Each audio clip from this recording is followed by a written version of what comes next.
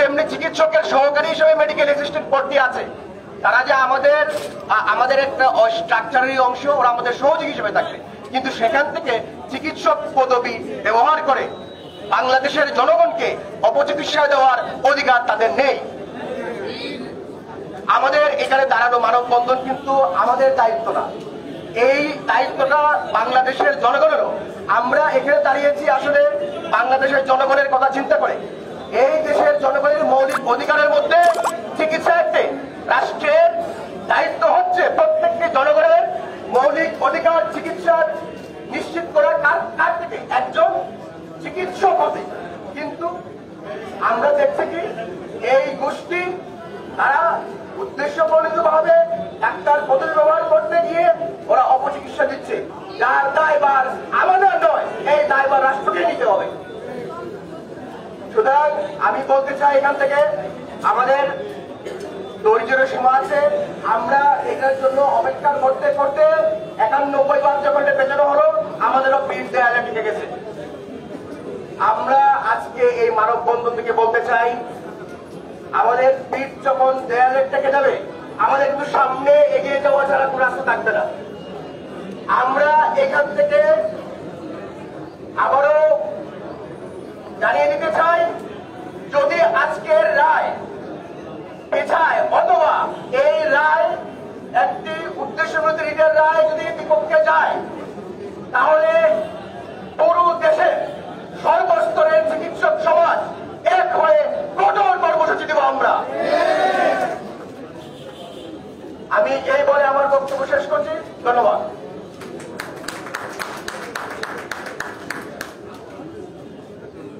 ধন্যবাদ ডাক্তার জুনায়েদ আহমেদ ভাইকে ওনার মূল্যবান বক্তব্যটি দেওয়ার জন্য। এখন বক্তব্য দেওয়ার জন্য অনুরোধ জানাচ্ছি ডাক্তার নুরুল ইসলাম ভাইকে। ধন্যবাদ। স্বাস্থ্য ব্যবস্থার বিরুদ্ধে ষড়যন্ত্রের বিরুদ্ধে আজকের চিকিৎসা সমাজের 5 দফা দাবি আদায়ে উপস্থিত সর্বস্তরের চিকিৎসক বৃন্দ, মেডিকেল শিক্ষার্থী এবং সাংবাদিক ভাইয়েরা, আসসালামু আলাইকুম। আপনারা জানেন যে এই বিএমটিসি অ্যাক্ট এমবিবিএস ও বিডিএস ছাড়া অন্য কেউ ডাক্তার পদবি ব্যবহার করতে পারবে না। এই রিটের বিরুদ্ধে ম্যাটসের যে রিট, এটা আমি মনে করি একটা বাড়াবাড়ি পর্যায়ে। কারণ এটা একটা সংসদ থেকে পাশে একটা আইন, তার বিরুদ্ধে তাদের কোনো যোগ্যতা, তাদের কোনো যে অধিকার, এটার বাইরে কি ওরা রিট করে বসে আছে। প্রিয় চিকিৎসক ভাইরা, আপনারা জানেন যে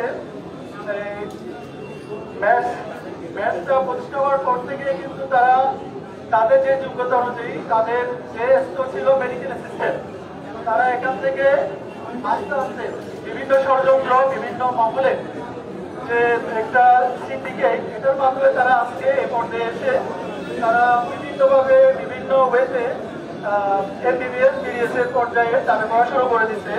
আপনারা জানেন ম্যাথস মেডিকেল অ্যাসিস্ট্যান্ট দিয়ে শুরু ছিল, পরে এটাকে ডিপ্লোমা চিকিৎসক, এরপর হচ্ছে যে স্যাকমো, বর্তমানে ডাক্তার পদবি ব্যবহার করার দাবি করা শুরু করে দিচ্ছে। এরপরে তাদের যেটা একাডেমিক ইয়ার ছিল সেটা ছিল কমপ্লিট 2 বছর, সেখান থেকে 3 বছর, পরে 4 বছর, সর্বশেষ আমাদের যে স্বাস্থ্য উপদেষ্টা ওনার মাধ্যমে ওনারা 4.5 বছর করে নেই। শুধু তাই নয়, তারা কেবল এটা ছাড়াও তারা আরো অনেক প্রযুক্তির দাবি করে বসে আছে। তারা এটাকে একটা মানে এমবিবিএস পর্যায়ে নিয়ে যাওয়ার জন্য তারা সেটাকে উচ্চশিক্ষাও দাবি করার জন্য বসে আছে। এটার মধ্যে হচ্ছে যে আমাদের যে স্বাস্থ্য খাত, এটাকে একটা ধ্বংসের দিকে নিয়ে যাওয়ার জন্য বিভিন্ন মহল তাদের গোষ্ঠী দিচ্ছে। আপনারা জেনে দেখবেন, এখানে শুধুই ওদেরকেই আমরা দায়ী করতে হবে না, এখানে অনেক মানুষ হয়ে গেছে ফার্মাসিউটিক্যাল কোম্পানি এটার সাথে জড়িত আছে। আপনারা দেখছেন যে তারা কিন্তু তাদের গোষ্ঠী দিয়ে দিচ্ছে, এটা জানতে হবে। শুধু এটা না, আমরা দেখি যে এখানে শুধু রাজনৈতিক ব্যক্তিরাও যাই আছে, অনেক ক্ষেত্রে তাদেরকে বিভিন্নভাবে তারা যখন দাবি দিচ্ছে তাদেরই কিন্তু যুক্তি ও যুক্তি এটা না দেখে তাদের দাবিগুলো মেনে নিতে হবে।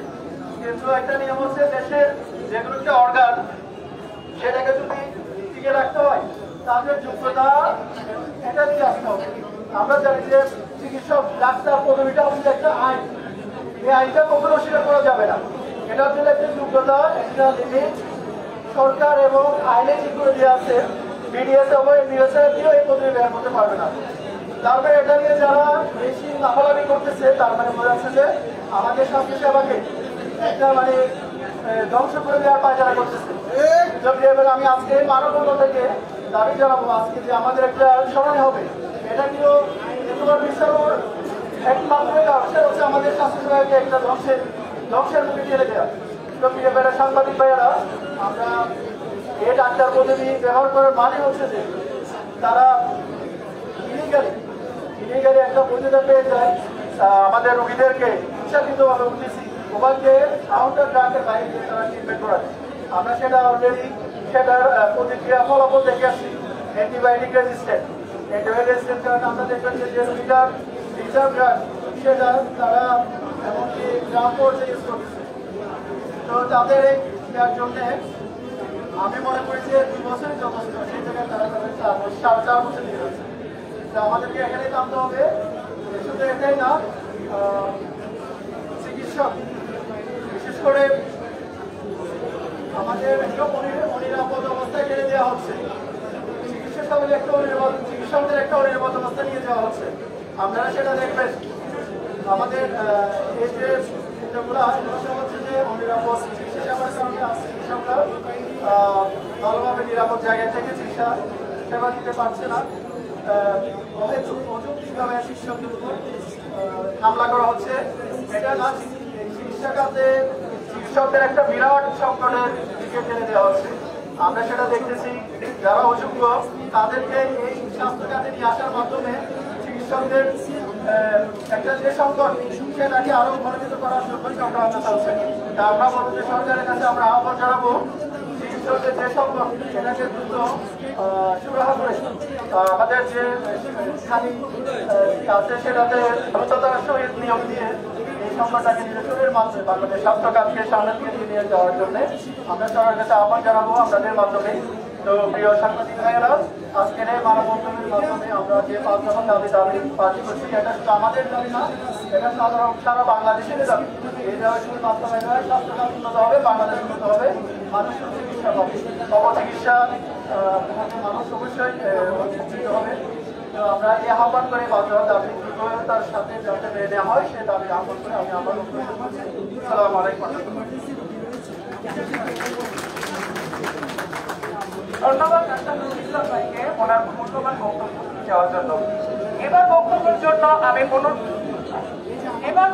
জন্য আমি অনুরোধ জানাচ্ছি ডাক্তার সাইফুদ্দিন সোহাগকে। ধন্যবাদ।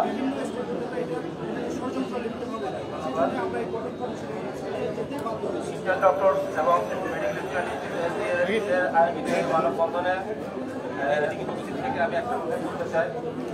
আজকে এই মানববন্ধনে একটা উদ্দেশ্য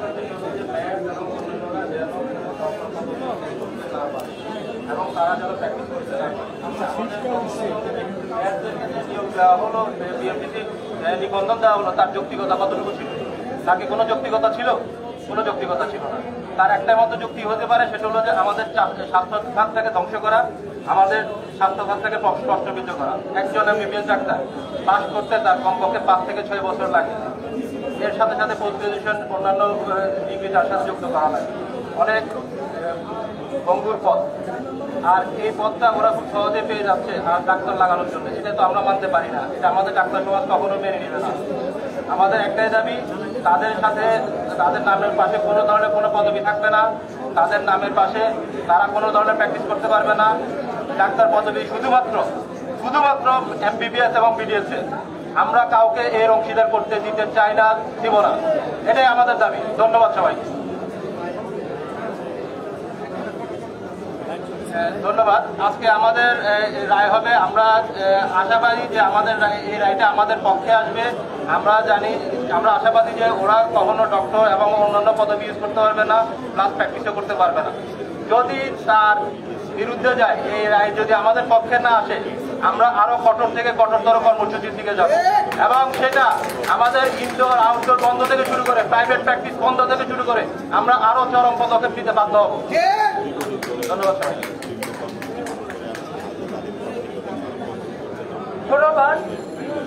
ধন্যবাদ ডাক্তার সাইফুদ্দিন ভাইকে। এবার বক্তব্য দেওয়ার জন্য শিক্ষার্থীদের মধ্য থেকে আমি অনুরোধ জানাচ্ছি 64তম MBBS এর আমির ফারুক চৌধুরীকে। ধন্যবাদ। হ্যালো, উপস্থিত সবাইকে আসসালামু আলাইকুম। আজকে আমরা সর্বস্তর মেডিকেল শিক্ষার্থীরা MBBS, BDS এবং পোস্ট গ্রাজুয়েশন লেভেল থেকে জড়ো হয়েছি মূলত আমাদের দাবি আদায়ের জন্য। আমাদের যে 5 দফা কর্মসূচি সেটা মূলত আমাদের অধিকার রক্ষার্থে এবং সম্মান রক্ষার্থে, এবং তার চেয়েও বড় কথা হচ্ছে জনস্বাস্থ্যের যে স্বার্থে। এটার জন্য যখন আমরা MBBS, BDS শিক্ষার্থীরা 6 বছরের অধিক পরিশ্রম করে আমরা দীক্ষা নিচ্ছি কিভাবে রোগীর স্বাস্থ্যের সেবা দিব, সেখানে 6 মাসের যে একটা কোর্স করে কেউ কারো অধিকার নাই যে সে ডাক্তার পদবিটা নিজের নামের আগে লাগাবে। অ্যান্টিবায়োটিক রেজিস্ট্যান্স, তারপর বিভিন্ন অন্যান্য সমস্যা দেখা দিচ্ছে যারা ভুল চিকিৎসার কারণে যারা ইতিমধ্যে পদবি পাওয়ার আগেই ওরা শুরু করে দিয়েছে। তো পদবি পেলে কি হবে সেটা আমরা এখনই বুঝতে পারছি। তো আমরা চেষ্টা করব, আমাদের একটাই দাবি, আজকে যে রায়টা যেটা ইতিমধ্যে খুব আশ্চর্যজনক ভাবে 13 বারের মতো পিছানো হয়েছে, তো আমাদের দাবি একটাই, রায় দিতে হবে এবং আমাদের পক্ষে যাতে আসে এটাই কামনা, যে ডাক্তার পদবি দেওয়ার জন্য MBBS, BDS শিক্ষার্থীরাই যেতে পায়, এটাই আমাদের চাওয়া। আসলে বন্ধ করতে হবে। এছাড়া আসলে যে স্বাস্থ্য মন্ত্রণালয় যে ম্যাটস এবং ডিএমএস ইস্যুতে যে সিদ্ধান্ত নিয়েছে সেখান থেকে তাদেরকে সরিয়ে আসার জন্য আহ্বান জানিয়ে, এবং এই যে তাদের 5 দফা সেগুলো আদায় আমরা এখানে আজকে সমবেত হয়েছে আমাদের ডাক্তাররা, চট্টগ্রাম মেডিকেল কলেজের কর্মরত ডাক্তাররা, ইন্টার্ন চিকিৎসকরা এবং চট্টগ্রাম মেডিকেল কলেজের বিভিন্ন বর্ষে অধ্যয়নরত শিক্ষার্থীরা। আমরা জানেন আমরা স্বাস্থ্য খাত সংস্কারের যে যৌক্তিক 5 দফা দাবি, সেই দাবি নিয়ে অনেকদিন থেকে মাঠে আছি। দুঃখের সাথে বলতে হয় যে আমাদের জায়গা আসলে এই জায়গা না, যে রাজপথে বা মাঠ আমাদের আসলে জায়গা না। কিন্তু হাসিনা যেভাবে 15 বছর ধরে এই সেক্টরটাকে তলানিতে নিয়ে গেছে, জনগণকে স্বাস্থ্য খাতের প্রতি এক ধরনের বিরূপ বা যে ধরনের যে মানসিকতার নিয়ে গেছে, নতুন অন্তর্বর্তীকালীন সরকারে এসেও আমরা ওইটার কোনো ব্যতিক্রম দেখতে পাচ্ছি না। আমরা প্রশ্ন করতে চাই যে গত পরশু বাংলাদেশ থেকে প্রথমবারের মতো 14 জনকে চিকিৎসার জন্য চীনে নিয়ে যাওয়া হয়েছে। তাহলে আমরা সরকারের কাছে প্রশ্ন জানাচ্ছি যে কিছুদিন আগেও যেখানে ভারত ছিল বাংলাদেশের চিকিৎসা রোগীদের জন্য এক ধরনের জায়গা, প্রায় বছরে 5,000 কোটি টাকা ভারতে চলে যেত, নতুন বাংলাদেশে কেন সেটা চীনে স্থানান্তর করা হচ্ছে? কেন আমরা আমাদের বাংলাদেশকে আমরা বাংলাদেশ হিসেবে গড়ে তুলতে পারছি না? আমরা সরকারের কাছে দাবি জানাচ্ছি যে স্বাস্থ্য খাতকে সংস্কার মানে এটা পরিপূর্ণভাবে সংস্কার করতে হবে। শুধু মুখে ফেনা তুলবেন আর কোনো কথায় বলবেন যে স্বাস্থ্য খাত আমরা সংস্কার করব, কিন্তু কাজের কাজ কিছু করবেন না, এটা আর হতে দেওয়া যাবে না। আমরা আমাদের যে 5 দফা দাবি ছিল, প্রথম দফা শুধুমাত্র MBBS এবং BDS ছাড়া অন্য কেউ ডাক্তার পদবি ব্যবহার করতে পারবে না বা চিকিৎসা করতে পারবে না। এই দাবিটা গিয়ে আমাদের সবার প্রাণের দাবি, এবং এটা জনস্বাস্থ্যের জন্য, আমাদের দেশের স্বাস্থ্য ব্যবস্থার জন্য এই দাবিটা অত্যন্ত গুরুত্বপূর্ণ। আমি বলি বিশ্বের কোথাও কেউ আদালতে রিট করে ডাক্তার হতে পারে না, এটা একমাত্র বাংলাদেশে হচ্ছে। তাহলে কেন আমাদের এই দেশকে বারবার চক্রান্ত করে দেশের স্বাস্থ্য ব্যবস্থাকে ভেঙে দেওয়া হচ্ছে? আমরা স্পষ্ট করে বলতে চাই, যদি এই দাবি সহ আমাদের 5টি দাবি মেনে নেওয়া না হয়, তাহলে এখানে বাংলাদেশের সর্বস্তরের চিকিৎসক সমাজ কঠোর আন্দোলনে নামতে বাধ্য হবে। এবং আমরা জনগণকে বলতে চাই, আমরা কিন্তু আমাদের বেতন বাড়ানোর জন্য আন্দোলনে নামি নাই, আমরা আমাদের নিয়োগের জন্য আন্দোলনে নামি নাই, আমরা আমাদের প্রমোশনের জন্য আন্দোলনে নামি নাই। আমরা নামছি আমাদের জনগণ যাতে 5টা মৌলিক চাহিদা, যে অন্যতম মৌলিক চাহিদা, সেটা যাতে ভালো মতো পেতে পারে, সেটা যাতে আমাদের দেশের জনগণ পেতে পারে, সেজন্যই আমরা নামছি। সুতরাং জনগণকে বলবো, আপনারা আমাদের সাথে থাকেন, আপনাদের যে স্বাস্থ্য এবং সুন্দর একটা চিকিৎসা ব্যবস্থার জন্য আমরা আন্দোলন করে যাচ্ছি। ইনশাআল্লাহ আমরা এটা আদায় করে ছাড়বো।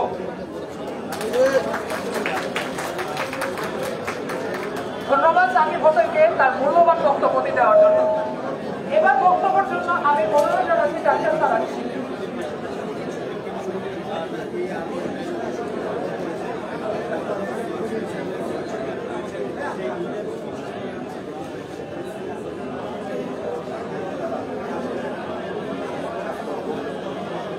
আসসালামু আলাইকুম। আমরা আজকে এখানে একসাথে হয়েছি। আজকে 12 তারিখ আমাদের একটা রায় হবে যে মেডিকেল অ্যাসিস্ট্যান্ট যারা তারা ডাক্তার পদবি লেখার জন্য একটা রিট করেছেন, সেটা রায় হবে আজকে। ওনারা যেটা করেছেন যে বলতেছেন যে 4 বছর পরে 6 মাস ইন্টার্ন করে তারা ডিপ্লোমা ডাক্তার লিখতে পারবে, কিন্তু তাদের কারিকুলাম আর আমাদের কারিকুলামের মধ্যে যে অনেক পার্থক্য, আর সেটাই তারা বলতে চান না। আর এটা হচ্ছে যে তাদের বেসিক ইংলিশ বা অ্যান্টিবায়োটিক ইউজ এরকম অনেক ভুল তারা করে থাকেন, যেটা আসলে তাদের পক্ষে না যাওয়ার পক্ষে আর কি। আর আমাদের আরো কিছু দফা আছে, যেমন হচ্ছে চিকিৎসক সুরক্ষা আইন, তারপরে হচ্ছে মানহীন মেডিকেল কলেজ এবং হচ্ছে সকল ম্যাথ স্কুল বন্ধ করা। তো আমরা এই দফাগুলো নিয়ে আজকে এখানে একসাথে হয়েছে। আমরা আশা করব রাইটে আমাদের পক্ষে হবে। ধন্যবাদ। ধন্যবাদ ডাক্তার সারাকে আপনার মূল্যবান বক্তব্যটি। ধন্যবাদ ডাক্তার সারাকে আপনার এই মূল্যবান বক্তব্যটি প্রদান করার জন্য।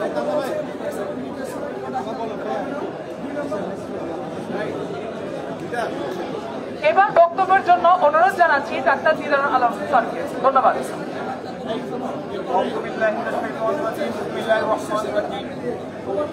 চট্টগ্রাম মেডিকেল কলেজে আজকে উপস্থিত সর্বস্তরের কৃষক সমাজ এবং ছাত্র সমাজ, আসসালামু আলাইকুম।